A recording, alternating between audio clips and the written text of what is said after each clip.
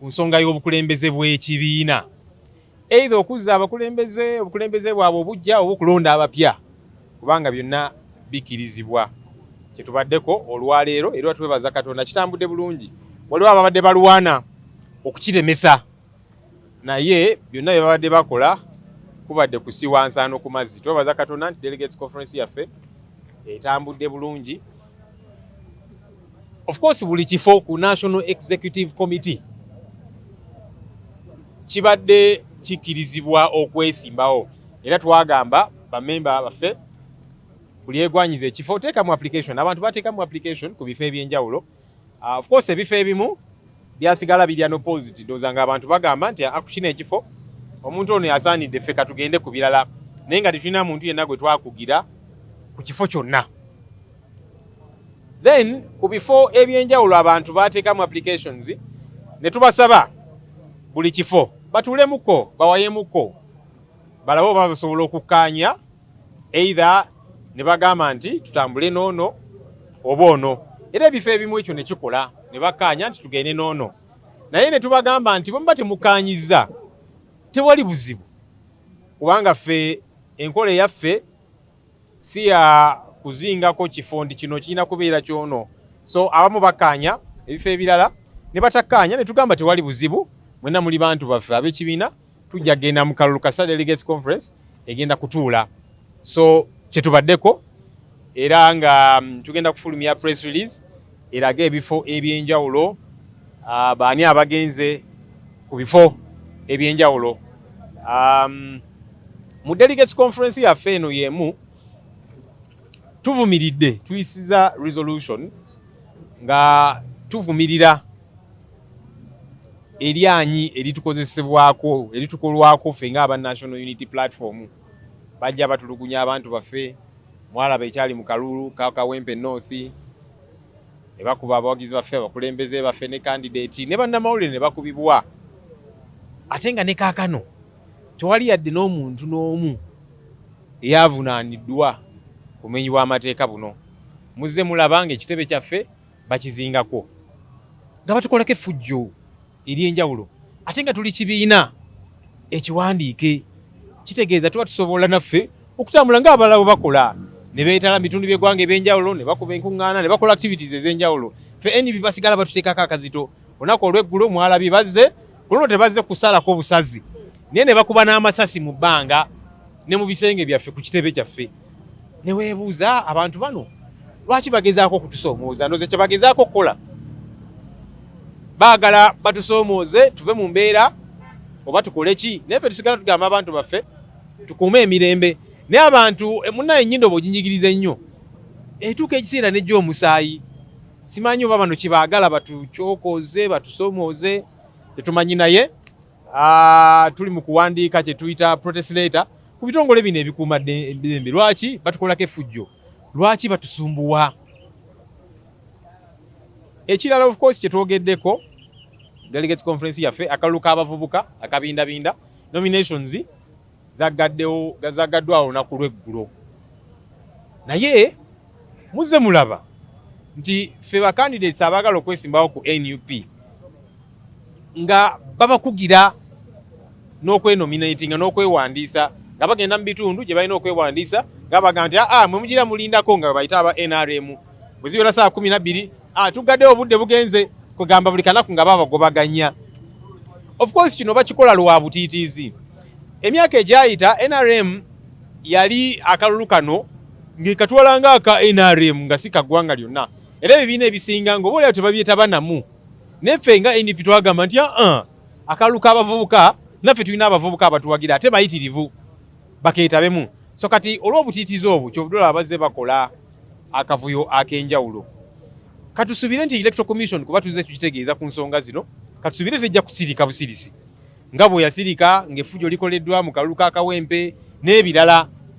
Katusuubire bajja kuvaayo ku nsonga eno, sinakindi okwongezaayo ennaku abantu bano abakugiddwa okwewandiisa, ddembe lyabwe ery'obwebange okwewandiisa ne beetaba mu processes zino. Katusubire nti Electoral Commission tegenda kusirika nga bwe zeekola. And this is what has happened today. All the positions on the National Executive Committee were up for contestation, and we did open this up. Of course, along the way, it became clear that some positions remain unopposed, even though it was open for whoever wished to apply to put in and express their interest. A couple of them remained unopposed, but there were a couple of others that had a number of our leaders expressing interest, which is a good thing, because for us as NUP, we don't believe in ring fencing any position for anybody. So whoever gets to be interested in the position is free to apply, and that's what happened. And of course, we did have time to do some harmonization. We encouraged people who were vying for similar positions to have time off, connect, and see if they could agree to front one person. And it happened in some instances where some people were able to harmonize and agree and say, let's leave it for so and so. But there were several other positions where harmonization did not happen successfully, and that's okay. We told them, no problem. There is no harm in all of you expressing interest. We shall then put it to a ballot for the delegates to cast their votes. And that's what has gotten to happen. We shall be releasing a press statement with the details of who has gone through for the different positions, because as I speak to you currently, voting is still ongoing. So we thought it prudent not to make you wait for a lot longer. That's why we deemed it fit to engage you, give you that update, and then later in the evening we'll release a press statement which you will get a copy of, indicating who is where. But we are glad that it has happened successfully. There were some people that were trying to make sure that they frustrate this delegates conference from happening. We thank God that all those efforts were in vain.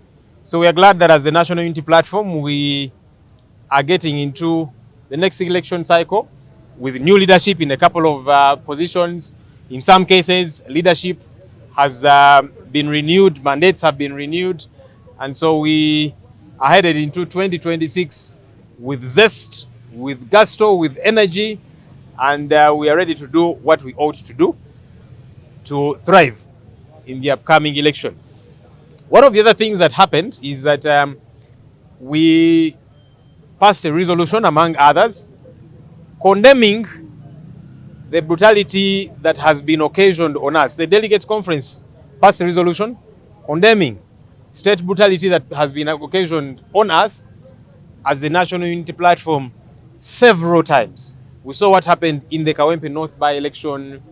Candidate was beaten up, arrested. Several of our leaders, several mobilizers, the media, journalists were beaten up, and so on. And to date, nobody has been held responsible. So we passed a resolution condemning that, and also the continuous raids on our party offices. Many times when we want to hold, whether it be press conferences or that kind of thing, they are thwarted. And yet we are a registered political party, but we cannot be able to operate freely. Whenever we want to hold activities across the country, the military and police get to disrupt us. Yesterday we saw police and the military. This time they did not just come to raid, to arrest people and to cordon off the place, but they shot their way into our party offices, shot through walls, shot in the air. Some people were injured. And today we don't understand why they did that. We had hoped that police would come out with a statement to help the country know.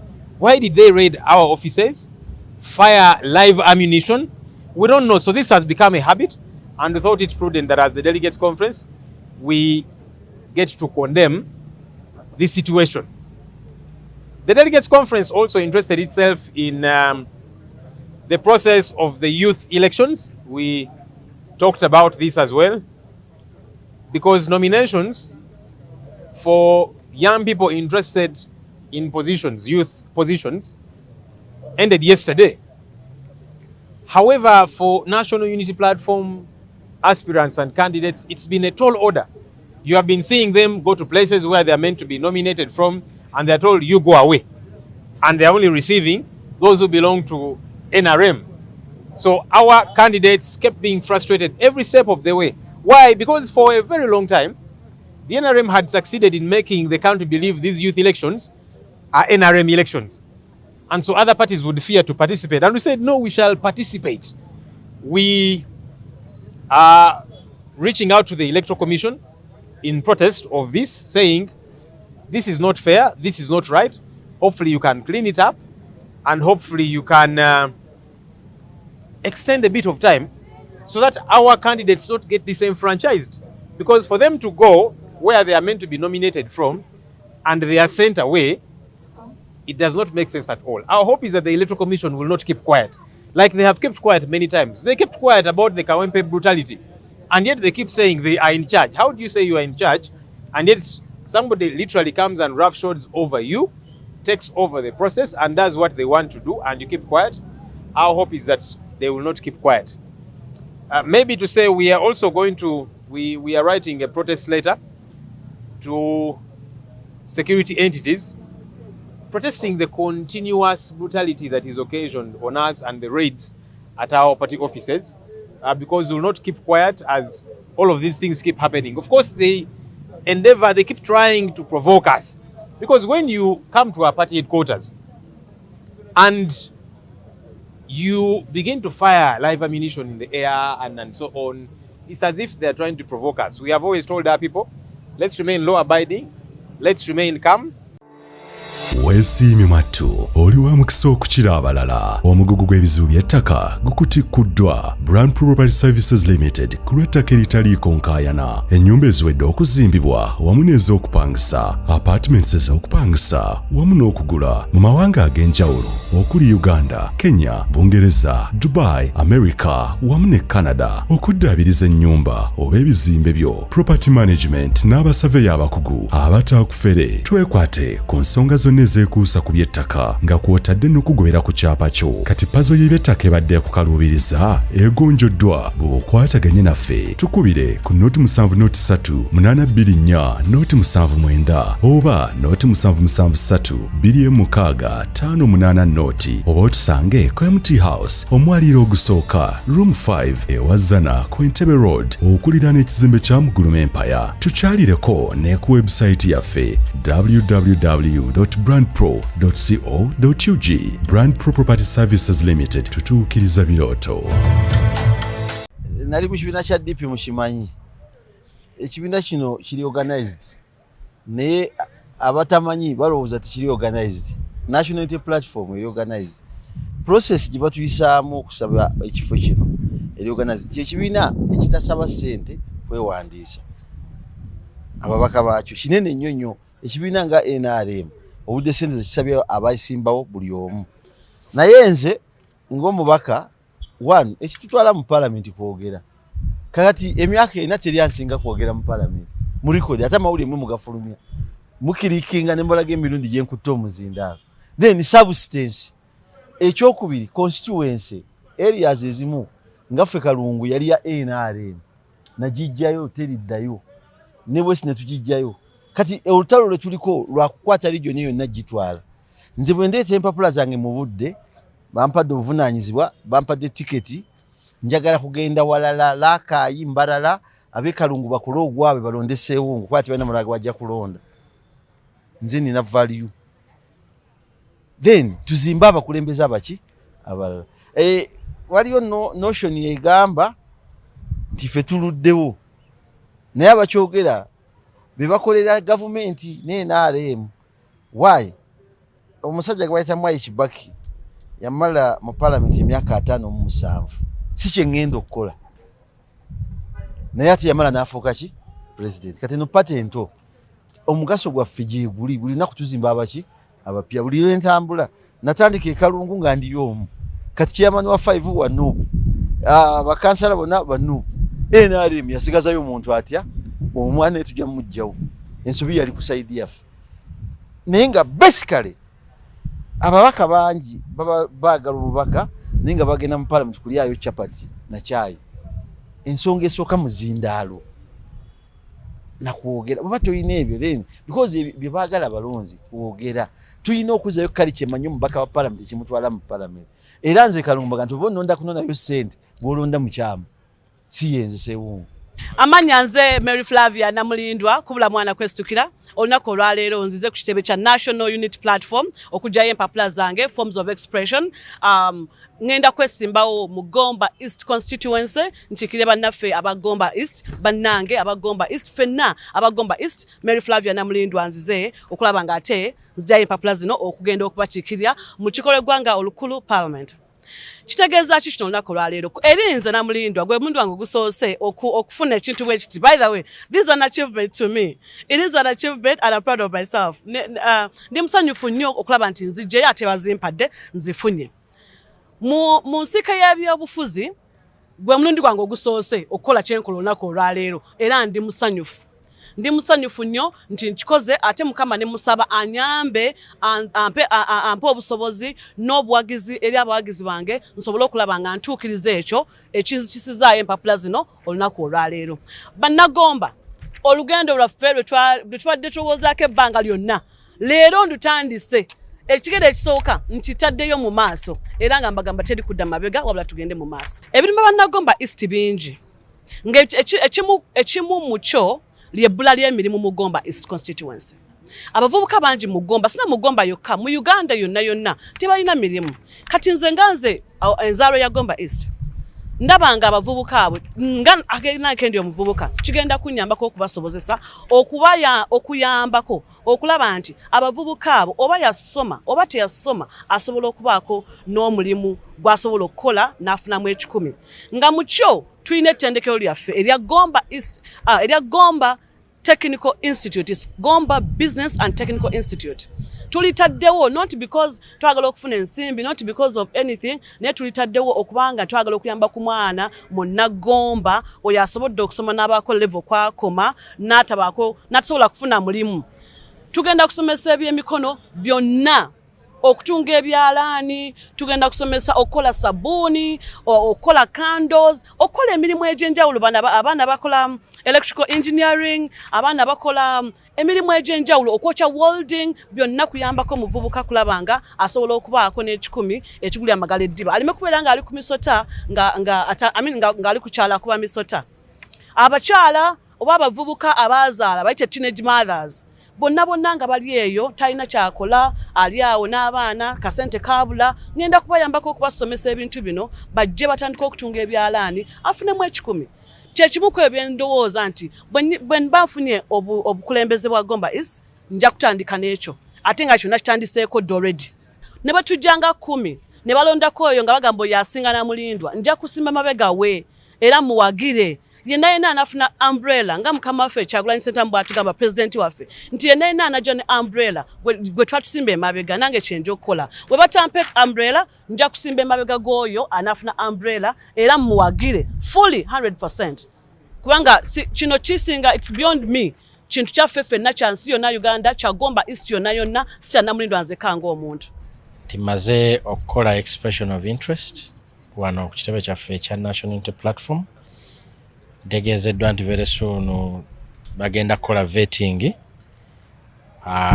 kumbuuzaako ndowooza ebirala ebigattagatta okufuna kaadi ya NUP gye twesunze ennyo ng'ab'e Kasanda okulaba nga ne ku mulundi guno tukiikirira Kasanda North ku kaadi ya National Unity Platform mu kisanja kyaffe kino kye tugendamu ekyokubiri.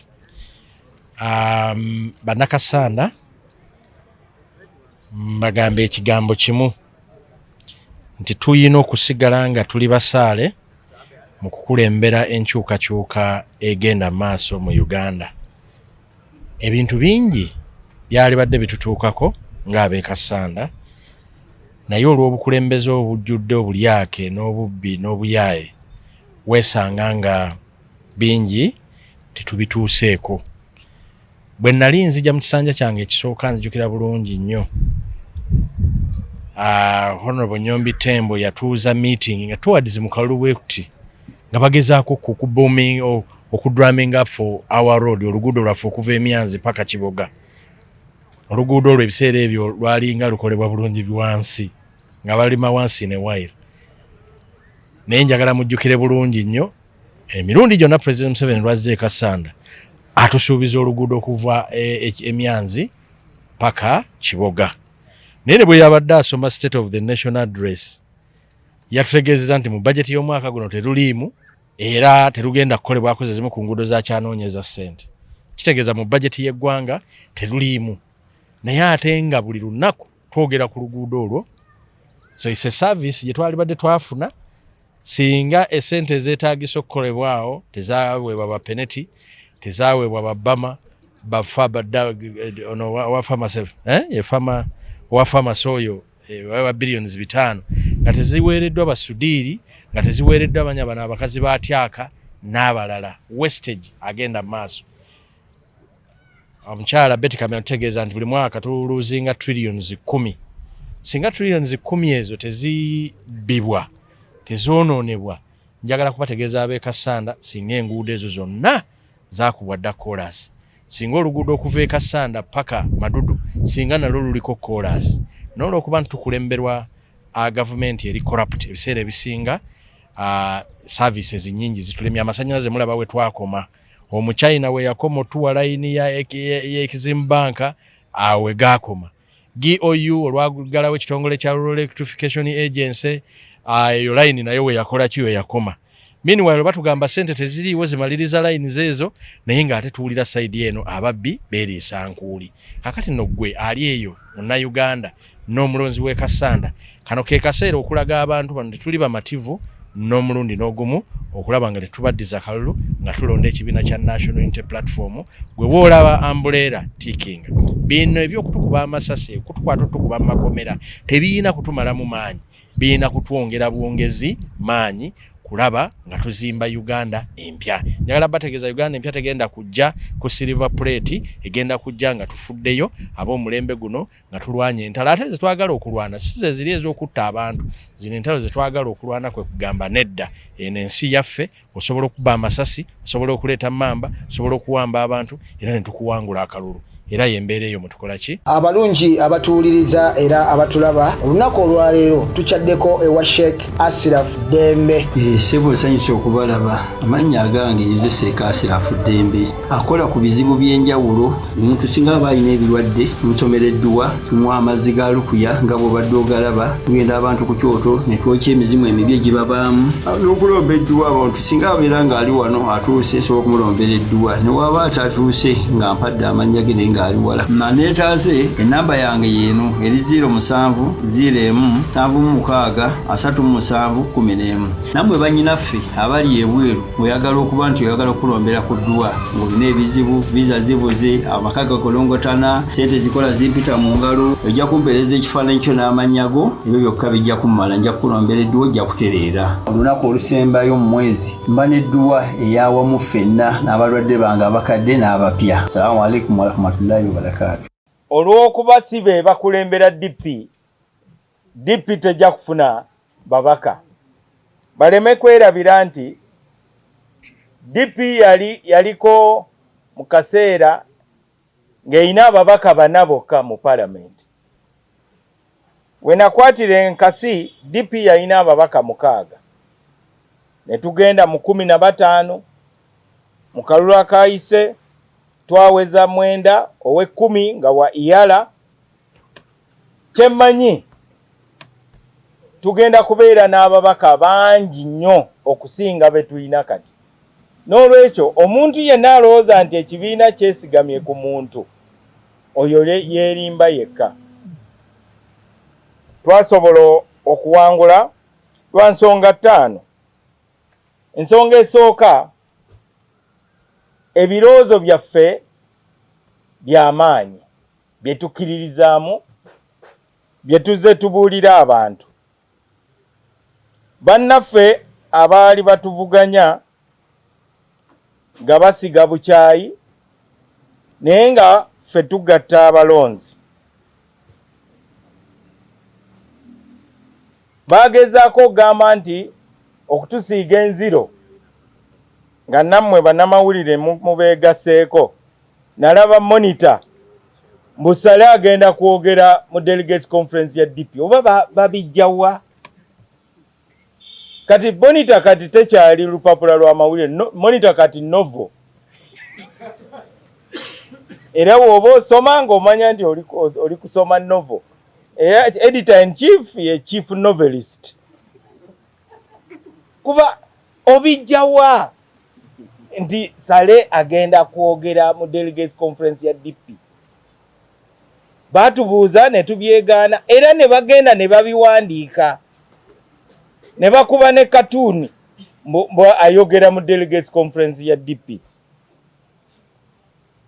Njagala nnyo okurespectinga abantu naye oluusi siyinza kurespectinga nga gwolemera ku bitali bituufu ng'ate ekituufu okimanye oba kigendererwa kibeera ki naye twasobola okuwangula kubanga ennaku zino tebakulonda nti oyimiridde naani naye bakulonda nga bagamba oyimiridde ku ki ku nsonga ki.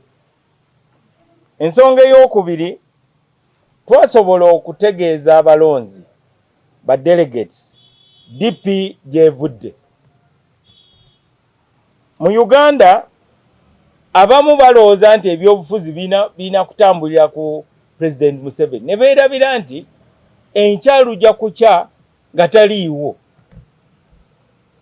Kati waba nga taliiwo ebyobufuzi by'abannaffe abamu bijja kuba bikomye kubanga bo buli lwe bazuukuka essira bateeka ku President Museveni. Ekyokusatu bannaffe abamu tebaanoonya kalulu mu nsonda zonna eza Uganda. Bo baali wano e Kampala nga bali ku kimu tuze kununula kibiina ky'abajjajja. Nze jjajjange teyali omu ku abo abasajja 8 abaatandika DP. Naye DP eringa nga bw'onoolaba Ekereziya. Edda bapaapa bonna baali bava Italy ng'olina kubanga ekkundi lya jjajjawo baliziika Roma. Naye kati ennaku zino tufunye owe Poland, wuuyo tugenze Germany, Argentina, kati tulina omu America. Ebintu bikyuka naye bo baasiga bukyayi nga balumiriza kimu kibiina ky'abajjajja. Kibiina ky'abajjajja sitegeeza nti okkiririza mu birowoozo by'abajjajja abo. Abamu ne bawogera n'okwogera nti bo baali ba DP bafuuka ba DP nga baakazaalibwa. DP kibiina kya byabufuzi n'olwekyo baasuula obubonero mu delegates conference era be baatukolera kampeyini ey'amaanyi kubanga bye baali boogera kyalaga arrogance. Ate abantu abaava mu bitundu byonna ebya Uganda ne beebuuza nti bano bantu ba kika ki, bwe tubakwasa ekibiina tujja kusigalamu kweri? Ekyokusatu, ekyokuna, Uganda we tuli kati tulina okumanya nti ensonga etusuza nga tutunula eri emu yokka. Uganda eneekyuka etya? Obukulembeze bugenda kukyuka mirembe oba mu kavuyo? Bannabyabufuzi osanga bo balina plan B, balina passport, balina sente, basobola okudduka, bakuma mu bantu omuliro ne beerabira nti omuliro ogwo gusobola okubookya. Tulina okutegeeza bannayuganda nti kati DP kyekibiina kyokka ekiremeddeko ku nsonga ya transition, nga tulumiriza buli munnabyabufuzi nti osanga Burundi esobola okukyusa obukulembeze mu mirembe ne Congo, ffe mu Uganda ani yatuloga? Kati agenda eri mu ddiiro DP gye gikulembera ng'ogaseko agenda ey'okwogeraganya national dialogue, agenda ey'okukyusa ssemateeka ebeere nga ekola nga gulu y'Abannayuganda bonna, ate tuyige okwenenya eri be tukosezza n'okusonyiwa abo bonna abatukosezza. Juzi nalaba pulezidenti w'eggwanga nga yeenenya. Ogwo gwe mutima omutuufu. Uganda yeetaaga pulezidenti asobola okunyiga amabwa g'eggwanga. Tetwetaaga ate muntu mulala ajja nti ye hero. Okulwanisa Goliathi teweetaaga ate naawe kufuuka Goliathi. Ekizibu kye tulina mu opposition, abamu balowooza nti okubeera mu opposition kintu kikulu nnyo ate kiraga nti olina amaanyi. Okubeera mu opposition kitegeeza nti obululu bwo tebwawera. Buli atandikawo ekibiina okitandika ng'oyagala genda mu buyinza, naye bannaffe abasinga banoonya bifo, tebanoonya buyinza. Ate oluusi mbalaba ne ku TV nga boogerera abalala, gwe toli wa opposition, gwe toli wa opposition. Okubeera opposition si mudaali. Okubeera wa opposition kitegeeza nti okyalina olugendo olunene nnyo okufuga ku ggwanga. Bano abali mu gavumenti nga President Museveni yali wa opposition. Naye sirowooza nti yeegomba nnyo okubeera wa opposition. Nze seegomba kubeera wa opposition. Era omuntu yenna yeegomba okubeera wa opposition, nsaba abantu bamukyawe kubanga talina gy'abatwala. We bituuse kati mu Uganda, twagala obukulembeze obumanyi nti okubeera mu kibiina oba weetaaga buyinza, so si bufoofofo. Chairman ono gwe mulaba ow'e Kasanda asobola okulagira bulldozer oba grader n'ekola oluguudo enkya kubanga obuyinza abuyina. Naye ne woobeera ku TV n'oyogera omuliro ne gwaka, tosobola na kutwala kakerenda yadde n'akamu mu kaklinik k'ekyalo. N'olwekyo tumanye nti ekigendera ky'okubeera mu byobufuzi kufuna buyinza. Ekisembayo twasobola okuwangula kubanga abalonzi baatukkiririzaamu. Bwe twatandika olugendo lw'okukola delegates conference, bannaffe abamu baasooka ne bazira registration. Abamu n'ebitabo ebya registration baabikweka. Naye baagenda okulaba nga timetable tekyuka. Twalangirira nti nga 3 mwezi gw'okutaano delegates conference embalala. Weewaawo twatuuka embalala nga bannaffe abamu baagala tukyuse constitution ku lwabwe. Ate be banenya President Museveni atera nnyo okukyusa constitution afune ye byayagala. Constitution eyina ebintu byeteekawo n'ebisaanizo by'olina okuba nabyo okufuuka president w'ekibiina.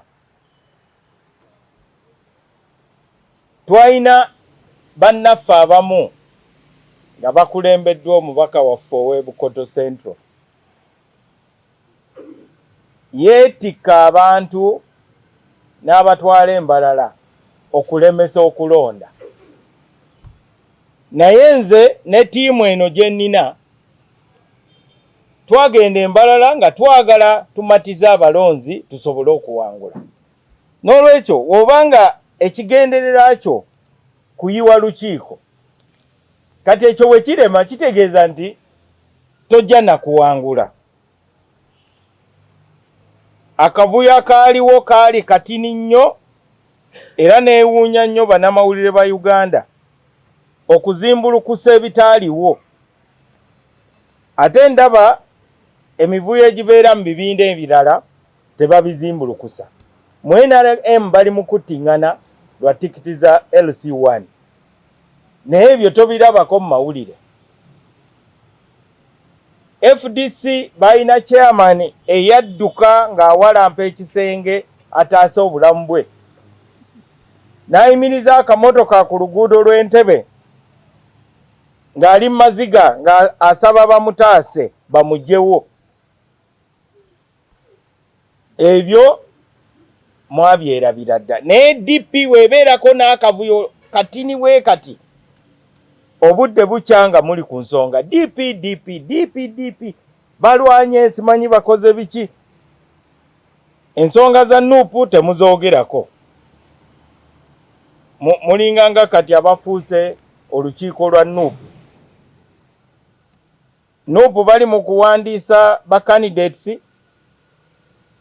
baggulawo okuwandiisa ba candidate luvannyuma lwa ssaawa 2 ne baggalawo nga principal yeewandiisizza ne bawandiisa secretary. Ebyo temubifaako, temumanyi nti ne constitution yaabwe eri fake, temubyogerako. Naye akantu akatono akali mu DP mukazimbulukusa, simanyi lwaki mwakyawa DP. Leero ensonga we zituuka ku bibiina ebirala. So nno ku lunaku lwe lumu waliwo ekibiina bakiyita Ecological Party kyatuuza Delegates Conference. Abo nabo mubawandiikeko naye mulemedde ku DP buli kaseera. Otunuulira kati ng'aba Monitor bawandiika nti tuyise Salim Saleh okwogera eri delegates ba DP. Ekitaali kituufu ate twabagamba era ne bakiwandiika ne bakuba ne katuuni. Kati nze ku lwange ndaba nga Monitor tekyali lupapula lwa mawulire wabula kati novel. Kuba bye bawandiikamu bayiiya buyiiyi. Kati gw'obuukidde kyaba minisita kitegeeza ne President Museveni wamaze dde okumuwa obuwanguzi. Yamaze dde okuwangula. Cooperation agreement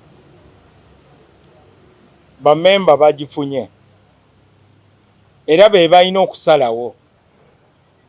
Nze nasalawo ng'omukulembeze n'ensonga nensobola okubannyonnyola. Kati ekibuuzo kiri kimu kyokka. Cooperation agreement eyamba Democratic Party ne Uganda. Ekyo kye kibuuzo kye tulina okwebuuza. So resolution ey'Esoroti yagamba nti tukole evaluation, kwegamba ensonga ya cooperation eteekebwe mu minzaani, tulabe omugaso oba ina omugaso oba teina mugaso. So ba answers tugenda kuzifuna mu bantu. N'olwekyo sinza gamba kati nze nnyinza okubanga nina ebirowoozo byange naye nga twagala decision ebeere a party decision. Ky'oba olabanga tetwakidebatinga mu delegates conference naye nga we muli ba political analysts akalulu k'embalala kalinga nga referendum, kubanga abantu abasinga batunuulira Uganda era ne beebuuza nti obukulembeze bugenda kukyuka butya mu Uganda. Tulina ebirowoozo byaffe. Abamu balowooza nti bwe baleeta ensonga ya cooperation agreement, kubanga candidate omu yagamba say no to cooperation agreement, naye ng'ate badelegates abasinga si bye baliko. Bo ne bagamba nti twagala omuntu atukwatira steering ng'ali steady, ate ng'ebyobufuzi bya Uganda abitegeera, ng'amanyi nti Uganda si Sweden, Uganda si Denmark, Uganda si London. So kiri eriffe okudebatinga ensonga eno ekibiina kisobola okubeera ne position nga kya position ya kibiina.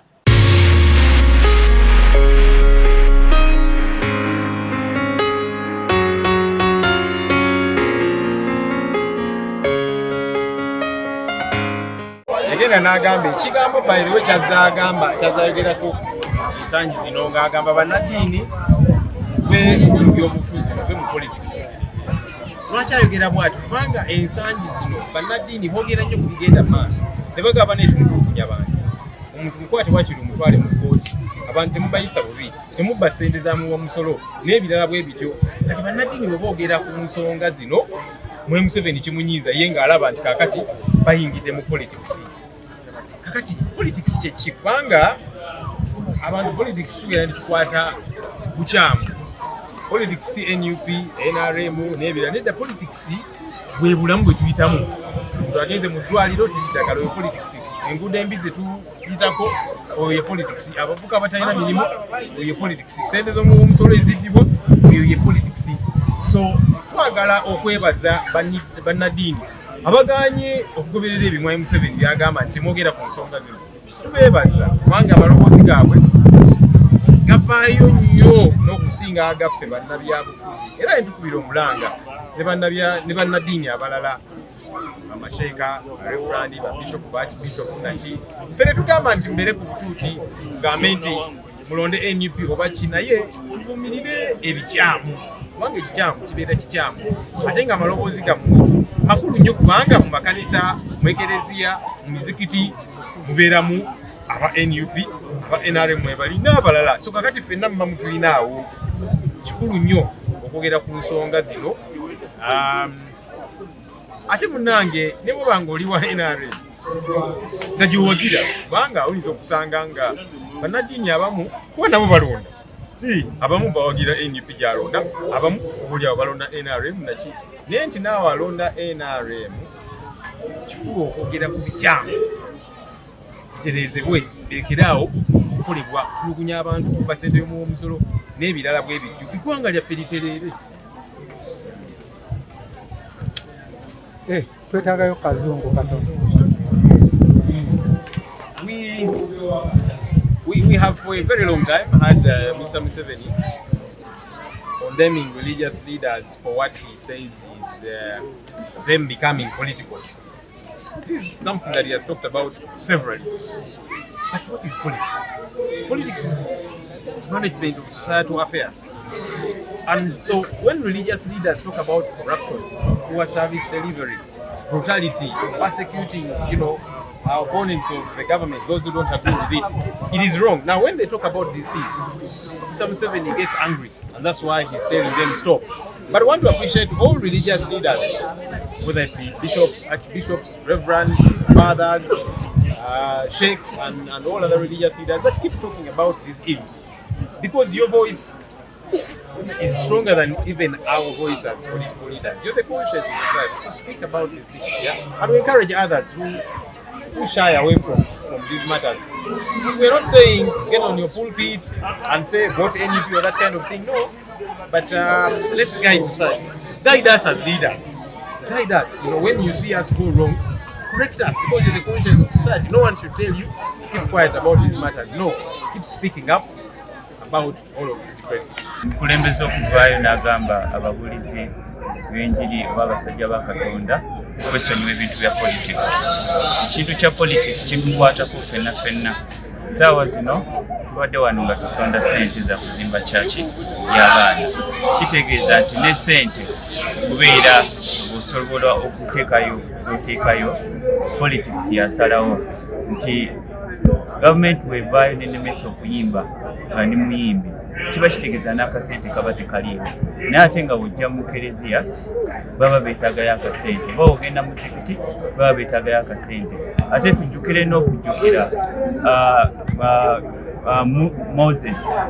Moses yali musajja wa Katonda, naye yalwanirira eddembe ly'abo abaali banyigirizibwa, abaali mu buwambe, abaali mu buddu mu Egypt.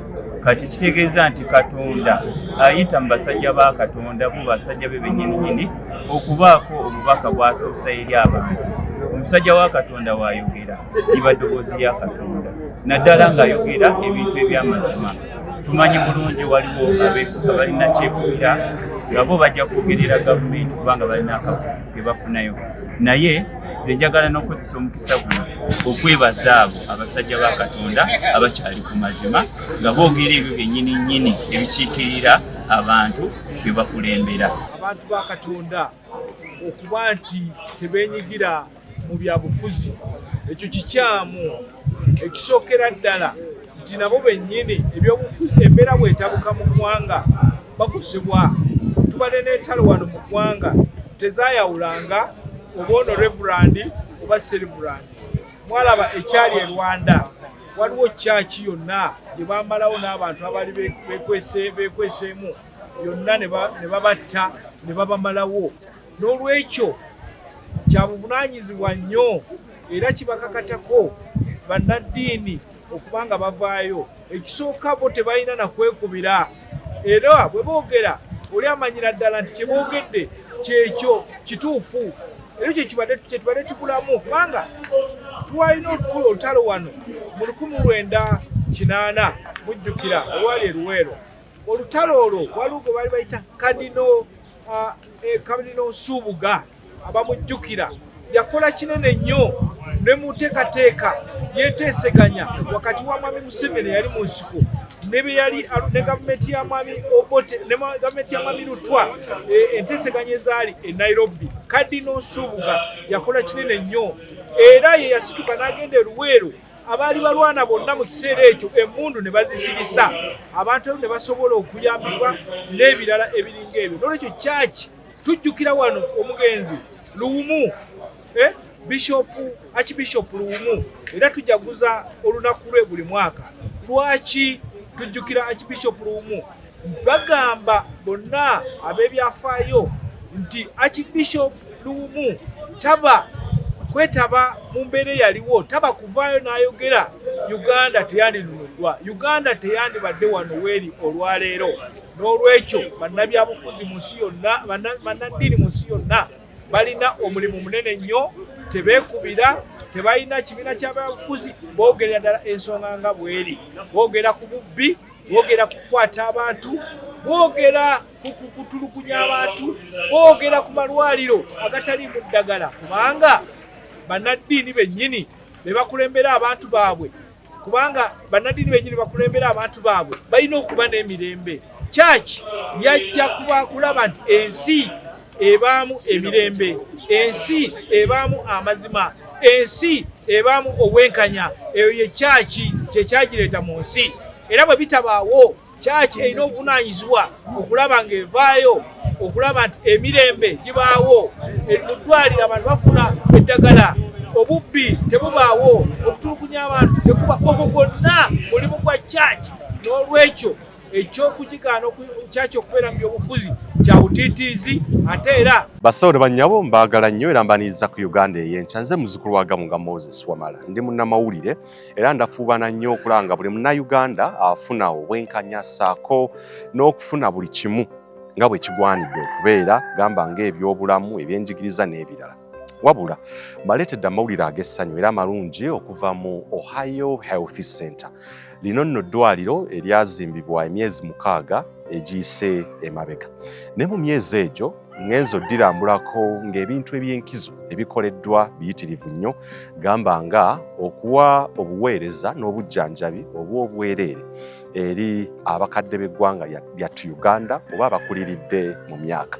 Abakadde abasobera ddala mu 300 be baweereddwa obujjanjabi, eddagala, okukeberebwa ssaako n'emmere eri ku mutindo okusinziira ku bulamu bwabwe eyo gye beetaagira ddala.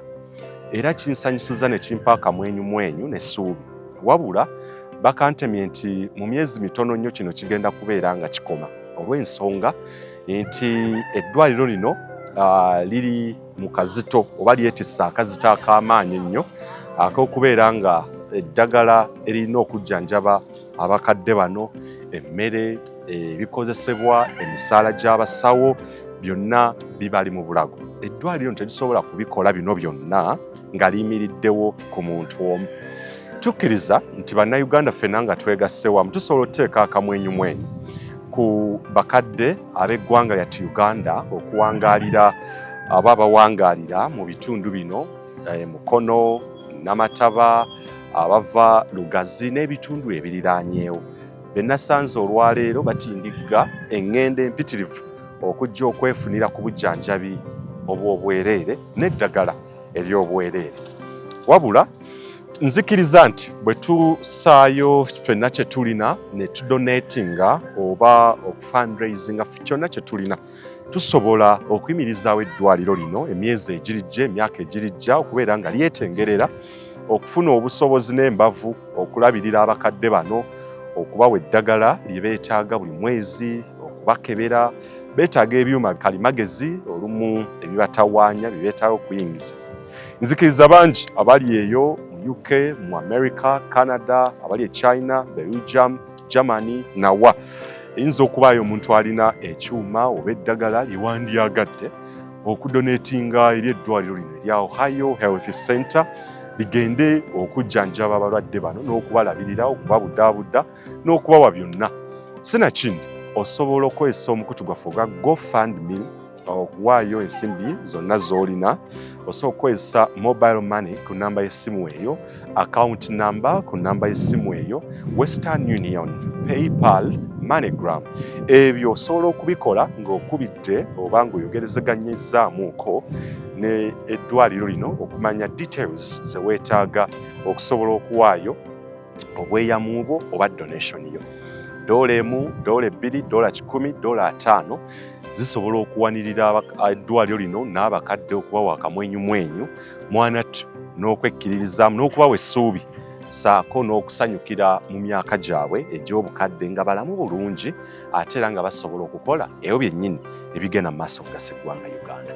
Nkwebaza nnyo ng'owaayo donation yo oba obubaka bwo, obuyambi bwo obw'ebyuma, eddagala, emmere n'ebirala eri eddwaliro lino okusobola okutambuza omulimu guno ogw'obwannakyewa emyaka gyonna.